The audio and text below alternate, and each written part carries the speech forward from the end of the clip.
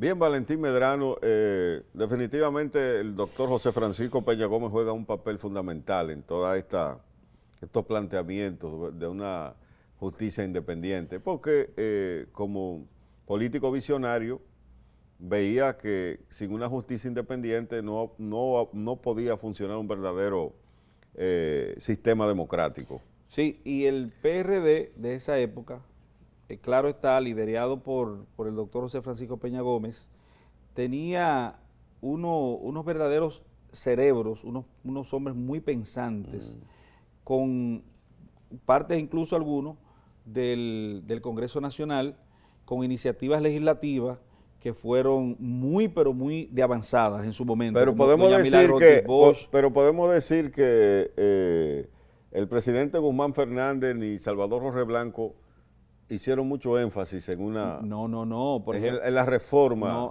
del sistema judicial. No. Se limitaron solamente a abrir más la sociedad, las libertades, la libertad de expresión, el regreso de los exiliados, pero que no tomaron medidas puntuales para democratizar la justicia, para hacer una justicia más independiente. No. Mira, yo creo que cuando aquí se hacen análisis de lo que tienen que ver con gobiernos de avanzada, el gobierno de 1978, del extinto ya, lamentablemente todos esos presidentes a los que hemos hecho alusión han muerto. Han fallecido. Bueno, el extinto presidente Antonio Guzmán Fernández hizo mucho énfasis en el nacimiento y preservación de las libertades. Exacto. Y la instauración de un sistema de garantía de derechos.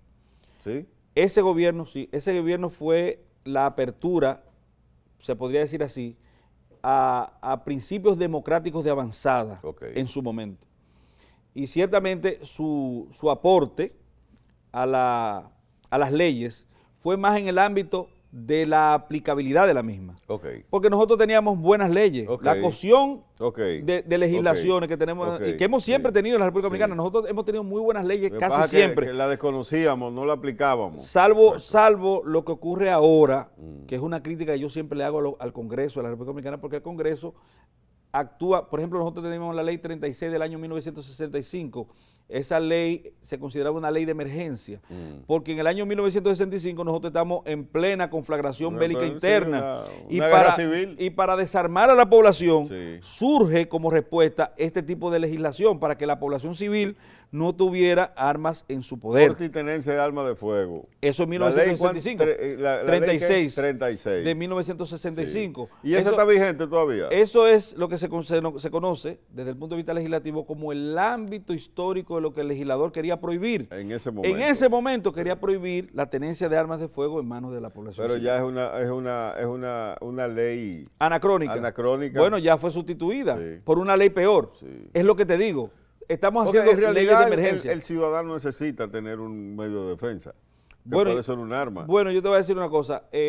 Naciones como Rusia y Estados Unidos proliferan las armas. Pero Suiza es el país con más nivel de habitante armado. Claro. Sin embargo, en Suiza, tú no ves esas matanzas que se dan o esos enfrentamientos por el nivel de educación. Pero tú ves un muchacho como ese, mira, ese que está ahí, fornido de gimnasio. O sea, ¿tú crees que él me entiende como igual? Como que los derechos de él son iguales que los míos. No, él se siente más. Él se siente claro, pero si yo tuviera un arma, estuviéramos equilibrados, ¿verdad que sí? Él diría, yo tengo una, tú tienes una, los dos no podemos hacer el mismo tipo de daño. No. Yo respeto a ese hombre y él me respeta a mí. Exacto. Es posible que sea así. Es lamentable. Y es posible que nosotros no estemos preparados. Es posible que sea verdad y nosotros no estemos preparados para tener una población armada. Ahora, lo que sí es cierto que no pueda proliferar en manos de la población civil armas ilegales, porque tienen que tener un registro, uno tiene que saber, incluso psicológicamente hablando, psiquiátricamente hablando, si la persona está preparada para normar el tipo de armas también. Correcto. Un arma, por ejemplo, de asalto, de guerra. Sí, pero esas son leyes de emergencia. ¿Qué es una ley de emergencia? Una ley que se cuece en los corrillos del Congreso Sí. de la República A un momento determinado. para una solución a un conflicto Sí, determinado determinado. de corte social. Entonces, aquí nosotros tenemos demasiadas leyes de emergencia, demasiadas arbitrariedades. Tú me decías ahorita, pero es que el delincuente al que nosotros le vivimos agravando las penas, No piensa. agravando la pena y no agravando piensa la que pena, lo van a descubrir. pero no claro piensa que que le van a no, aplicar claro que no. el ilícito penal. que no es un disuasivo. No. Oye, no es un disuasivo. Sí. Y no, porque Por nadie eso es que se piensa habla lo de van la a tapar. prevención. Correcto. Prevención. Correcto, Prevenir. Y eso comienza desde la misma escuela, de la misma familia, del mismo entorno social. Y te diré que en el año 1984 Sí. se dio una de las mejores producciones de leyes de la historia de la República No me Dominicana. digas. Claro. En el gobierno de El Salvador. Por ejemplo, la ley 224, que es el régimen penitenciario todavía vigente Ok. en la República Dominicana, de avanzada. Ok. Una ley de avanzada para esa época. Ese régimen penitenciario. El régimen penitenciario de la Sí, República Dominicana, que sí. establece la libertad condicional y las figuras jurídicas que tienen que Oye, ver con el... fundamentales. Pero claro, y eso fue encabezado por el presidente de entonces, el inentendido, yo siempre he dicho, inentendido presidente Salvador Jorge Blanco. Muy incomprendido, porque fue un presidente hasta de avanzada para su época, un presidente con una visión desde el punto de vista jurídico y aplicada entonces en la práctica, en esa cuestión legislativa, con esa iniciativa que tenía desde el Valentín, ya Ejecutivo. hemos recorrido la justicia, tiempo de Trujillo, tiempo de Balaguer, los gobiernos Del PRD. del PRD. Ahora en el gobierno de Leonel Fernández. Yo quería, antes de pasar al gobierno de Leonel solamente Fernández, establecer que había en la época de la mejor y mayor producción legislativa de la República Dominicana, no es Abel Martínez ni este muchacho de Santiago, que han hecho buenos trabajos, Okay. salvo las leyes de emergencia, que yo siempre he estado en contra de eso, porque eso es una forma de demostrarnos a nosotros que no tenemos la capacidad de ver con antelación lo que puede ocurrir a futuro, sino que en el inmediatismo producimos unas leyes o un agravamiento, una agravación de las leyes actuales. Pero el doctor Ramón Alburquerque, la doctora Milagros Ortiz Bosch dentro del PRD, el mismo presidente Medina del PLD, Jorge Botello también del PLD, Emmanuel Esquia Guerrero, una pléyade de verdaderos prohombres en su momento desde el punto de vista del aporte legislativo a la República Dominicana. Nosotros tenemos un andamiaje jurídico vastísimo, buenísimo. Y bueno, mucho de eso que hemos obtenido de parte del Congreso Nacional, pues cae en la inejecución o inaplicación. Porque, por ejemplo, una ley tiene que ser eficaz y efectiva y aplicable, y aplicada. En el caso del doctor Leonel Fernández Reina, si nosotros habíamos visto varios acelerones históricos desde el punto de vista legislativo y desde el punto de vista de la justicia, pues el doctor Leonel Fernández, hay que reconocer lo que le dio en principio, le metió el pie hasta abajo a la acelerador. ¿Cuáles fueron los aportes del doctor Leonel Fernández a la justicia en su gobierno? ¿Cuáles? Sí. Una infinidad de aportes. Nosotros, lo primero que tuvimos, varias reformas. La creación de varios institutos desde el punto de vista jurídico. Por ejemplo, teníamos el comisionado de reforma. Sí. El sistema judicial. Claro, y el involucramiento. Y eso lo desmantelaron. Como jurista, sí, se quedó sin efecto. Sí. El involucramiento como jurista del mismo presidente Fernández, la producción legislativa de esos jóvenes que habíamos establecido anteriormente, jóvenes siguen siendo jóvenes todavía, como el Valentín, Julio César Valentín, en la Cámara de Diputados, el Juan Tomás, ¿cómo es? José Tomás Pérez, que en una ocasión fue el único senador que tenía el PLD, pero uno de los más activos. Por ejemplo, esa ley que obliga a la transparencia y que norma la relación de la administración pública con respecto a las informaciones internas que tiene que ofrecerle a la ciudadanía a su solo requerimiento, la ley 200-04 Sí, eso de la es- autoridad de José eso- Tomás, de José una, Tomás. oye, muy avanzada para su época. Y Es de los pocos países Sí. donde el ciudadano puede tener acceso a información. las leyes de Oye, transparencia. tú vas a Estados Unidos, No, sí, no, tú vas a claro. Estados Unidos a pedir papel y no te lo dan. No, pero los Estados Unidos tienen un sistema de desclasificación Sí. que no lo tiene ninguno de los países Sí, pero comunistas. cuando ellos creen que eso no le afecta, 20, 25 años después, 30 años después. Pero que hay una relación del usuario o del afectado con respecto al Estado. Sí, otra cosa, O- claro. Como nosotros tenemos prohibido Sí. en el Código Procesal Penal, en el artículo 290, que las informaciones fluyan Ok. en una etapa del proceso. Ok. Fluyen. Sí. Ellas fluyen, Sí. como quiera, esas informaciones se dan. Y alguna de las figuras jurídicas que intervienen en esa etapa del proceso que se llama preparatoria, pues tiene un carácter de público como una decisión, una resolución, Ok. y en ella se vierten muchísimas las informaciones que comporta esa etapa. Ahora bien, está prohibido para el público, pero no para los interesados. Para los terceros es vedado. Es vedado. Pero para mí, como parte del proceso, por ejemplo, si lo fuere, Sí, tiene que, obligatoriamente. porque no puede haber secreto procesal. Exacto. Entonces, Leonel Fernández, tenemos leyes, por ejemplo, de transparencia como la ley 340, Ok. que tiene que ver con las licitaciones en la República Dominicana, la ley de contrataciones y de obras y servicios.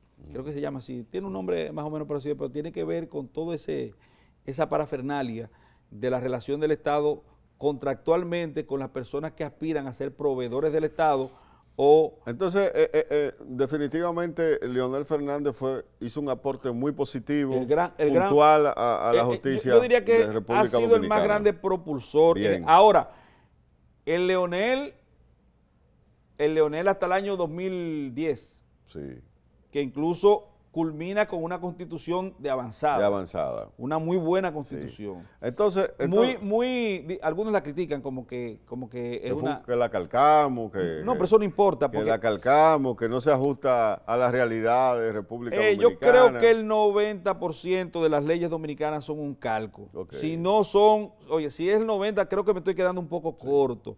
Ahora bien, Pero, lo que es bueno para un ciudadano es malo para Pero otro. Valentín, muchas veces se dice, bueno, tenemos un sistema judicial, muchas leyes que son modernas, pero es como un traje, un bonito traje en cuerpo de un pordiosero. Es una mentalidad retrógrada. ¿Mm?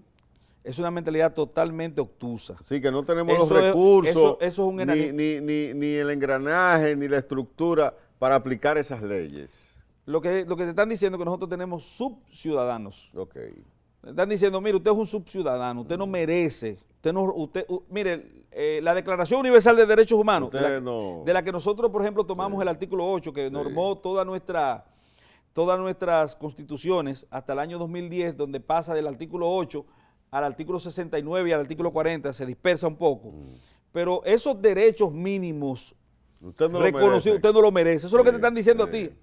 Espérate, nosotros no podemos tener un código procesal penal tan avanzado. Quiere decir que usted tiene que ser tratado como un animal, Exacto. que usted no puede ser tratado como gente, que usted no es humano, y que esos derechos humanos positivados, que es lo que establece el Código Procesal Penal, que es lo que estaba instituido previamente en la Constitución de la República, y se dijo, esto que dice la Constitución no puede estar siendo afectado, siendo violado por leyes de la República Dominicana que en su contenido no lo decían, solamente hacían referencia y la parte principiológica que se contenía en la Constitución, como por ejemplo decir, toda persona arrestada tiene que ser sometido dentro de las 48 horas de Ok. su arresto a una autoridad judicial competente. La Constitución siempre ha dicho eso. Ahora, eso se cumplía. Una persona duraba 3 meses apresado y después, si se le ocurría, decía, pero mire, vamos a someterlo, y lo sometían y no había problema. No había problema. Pero ¿qué dijo el Código Procesal Penal? Eso que dice la Constitución, mire, yo lo digo aquí ahora. Y convirtieron en positivo un principio, un derecho y una garantía que se contenía en la Constitución de la República con anterioridad. Entonces, eso está mal para la República Dominicana. No, está bien. No estamos lo suficientemente grandes como nación, como producto humano, para merecer eso. Claro. Que se respeten las garantías de derechos instituidas universalmente. Individuales, sí, eso es. Todo el que dice eso, mira, todo el que dice eso nos eso. está diciendo a nosotros, ustedes son su pueblo, mire, su pueblo. Ustedes están en el ostracismo, ustedes no merecen nada, usted no es gente. Eso es lo que nos están diciendo. La justicia de Danilo Medina. Mira, Danilo Medina. Ha habido retroceso, ha habido avance. ¿Qué ha pasado? Nosotros hemos ido avanzando. Sí. Hemos ido avanzando. El sistema penitenciario de República Dominicana. Mira, hay muchas críticas, como tú empezaste diciendo, hay muchas críticas, y la crítica es porque el sistema es perfectible, porque puede mejorar aún más, porque se puede hacer mucho mejor de lo que se hace, que es solamente un asunto de esfuerzo, de interés y de compromiso humano.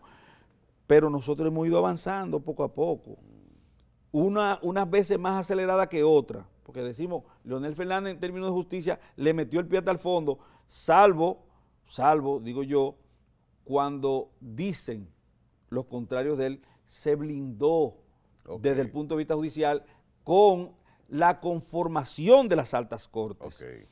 No es por las altas cortes en sí, que es una creación de Leonel Fernández, porque Leonel Fernández y su gobierno prohijan la Constitución de la República, y esa Constitución crea el Tribunal Superior Electoral, el Tribunal Constitucional, excelente, excelente, la Suprema Corte de Justicia, bueno, la mantiene como poder, el poder ordinario desde el punto de vista de la administración de la justicia, y la eleva, vamos a decir, al nivel de esas altas cortes. La crítica no es por la formación sino por la selección de los jueces. La selección de los jueces. Exacto. Muchos de los cuales, en su gran mayoría, miembro del Partido de la Liberación Dominicana y comprometido con el gobierno. Pero indefectiblemente o independientemente de eso, excelente muchos de ellos juristas son muy buenos jueces y muy buenos abogados, excelentes juristas, como tú lo estableces. O sea, porque Don Milton Ray Guevara, por ejemplo, oye, yo tengo mi diferencia con lo que hace el Tribunal Constitucional. A veces yo he dicho que ¿para qué un Tribunal Constitucional? Porque muchas cosas que se dan, por ejemplo, en lo que tiene que ver con el artículo 100 de la Constitución, lo que tiene que ver con el referente y aplicación obligatoria de los precedentes del Tribunal Constitucional, que por ejemplo, si a ti te fallara un asunto de una forma, no haya la necesidad de ir al Tribunal Constitucional cuando yo me vea en esa misma situación, que el juez debe estar obligado a hacerlo de conformidad con lo que ha instituido y fallado el Tribunal Constitucional. Pero si no lo hacen y yo voy al Tribunal Constitucional puede decir que no reviste la especial trascendencia y me dejan sin derecho, me dejan sin justicia. Ahora bien, salvo eso, ¿cómo tú puedes decir, por ejemplo, que un hombre que ha dedicado su vida al derecho constitucional, sobre todo, cuando nadie creía y nadie hablaba del derecho constitucional, estaba don Milton Ray Guevara, con un discurso de constitucionalismo, con un discurso de avanzada, de lo que hay que hacer, de los derechos, de las garantías? Óyeme, es un hombre consagrado y bien formado, pero por igual, la magistrada Katia Miguelina, y así sucesivamente, tú vas a encontrar gente brillante que conformaron esas primeras altas cortes, esas primeras altas cortes. Bien, Foro 45, información para el cambio. Pausa comercial.